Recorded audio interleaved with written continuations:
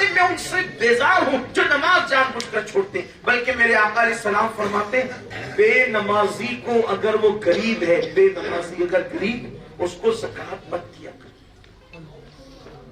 فرماتے بے نمازی کو زکات مت دو۔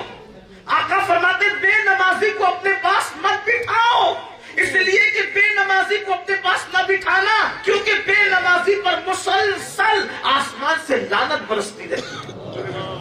اللہ کے رسول صلی اللہ علیہ وآلہ وسلم نے حضرت ابو ہریرہ رضی اللہ تعالیٰ سے فرمایا، اے ابو ہریرہ، جو جماعت چھوڑنے کا عادی ہو جائے اور جو جمعہ کی نماز نہ پڑھے، اس کی صحبت میں کبھی مت بیٹھنا، کیونکہ اس نے تو اسلام کا پٹا اپنے گلے سے اتار کر کے اپنی پیٹھ کے پیچھے پھینک دیا ہے۔ صرف جو جماعت چھوڑنے کا عادی ہو جائے، اس کے لیے اللہ کے رسول یہ فرما رہے ہیں، جو نماز نہ پڑھے ان کا انجام کیا ہوگا۔ خدا کے لیے ایک دن موت ہے نا، مرنا ہے، اللہ کو منہ دکھانا ہے، اللہ کی بارگاہ میں حاضر ہونا ہے۔ یہاں غفلت میں تو زندگی گزر جائے گی، اور زندگی گزر رہی ہے۔ سرکار غریب نواز اپنے ملفوظات میں فرماتے ہیں، جس نے نماز نہیں پڑھی وہ اپنی زندگی کو ضائع کر رہا ہے، اپنی زندگی کو برباد کر رہا ہے، اپنی زندگی کو تباہ کر رہا ہے۔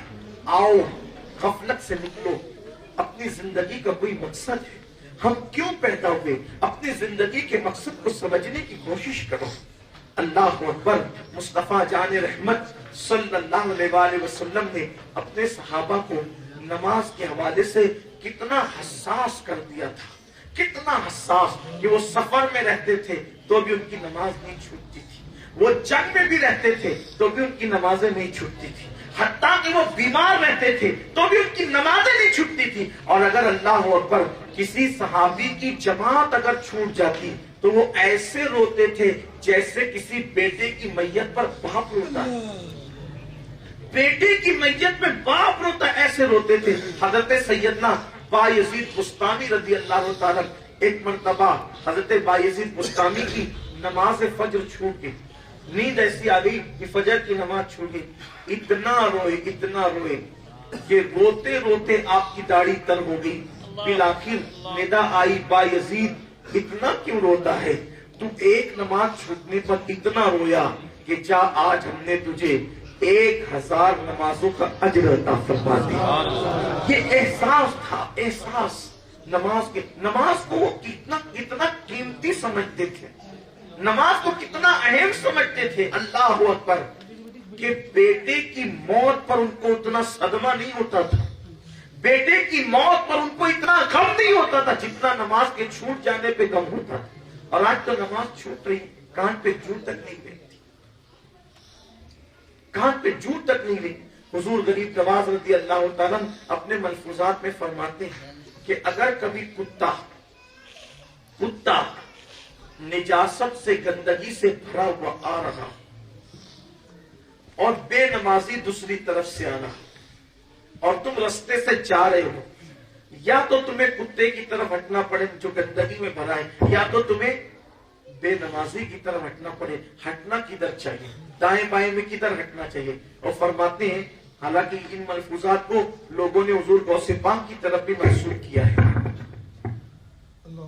سرکار غریب نواز رضی اللہ تعالیٰ فرماتے ہیں، ایک طرف بے نمازی آئے اور ایک طرف گندگی اور غلاظت میں بھرا ہوا کتا، دائیں بائیں ہٹنا ہو تو ہٹے کدھر؟ فرماتے ہیں کتے کی طرف ہٹ جاؤ، اگر ہٹنا پڑے تو کتے کی طرف ہٹ جاؤ، بے نمازی کی طرف نہیں ہٹنا۔ کیوں؟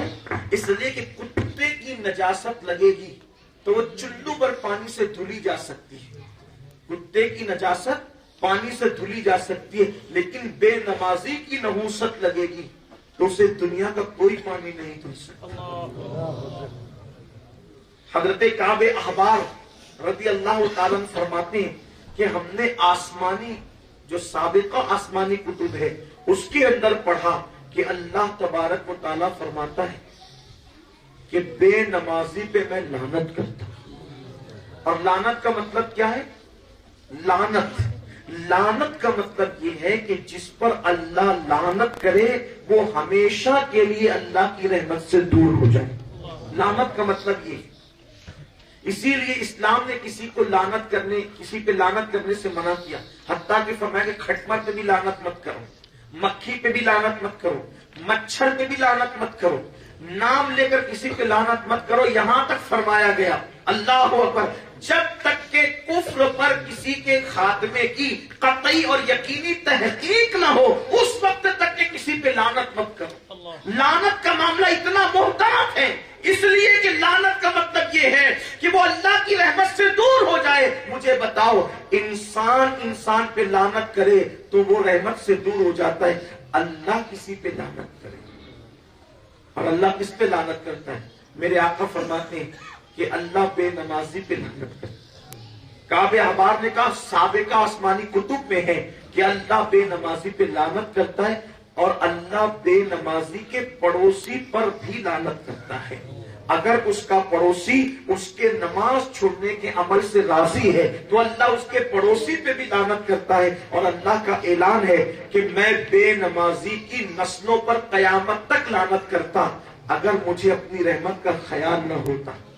یہاں تک کہ کعب احبار کہتے ہیں کہ سابقہ آسمانی کتب کے اندر یہ بات موجود ہے کہ جب بے نمازی اپنے گھر سے نکلتا ہے تو چھوٹے موٹے کیڑے اور مکوڑے اللہ کی بارگاہ میں عرض کرتے ہیں اے اللہ تو ہمیں اتنی طاقت عطا کر کہ ہم اس کو ہلاک کر دے اور اس کو تباہ کر دے۔ آپ مجھے بتائیں چھوٹے موٹے کیڑے مکوڑے جب ایک بے نمازی کو اتنی نفرت کی نگاہ سے دیکھتے ہیں اللہ اکبر، تو اللہ کے فرشتے اس کو کتنی نفرت کی نگاہ سے دیکھتے ہوں گے، اللہ کے انبیاء کے نزدیک وہ کتنا قابل نفرت ہوگا۔ اللہ اکبر، آج قوم مسلم نے اللہ کے در سے، اللہ کے گھر سے اپنے رشتے کو کمزور کر کے نمازوں کو چھوڑ کر تباہی اور بربادی کو مول لیا ہے۔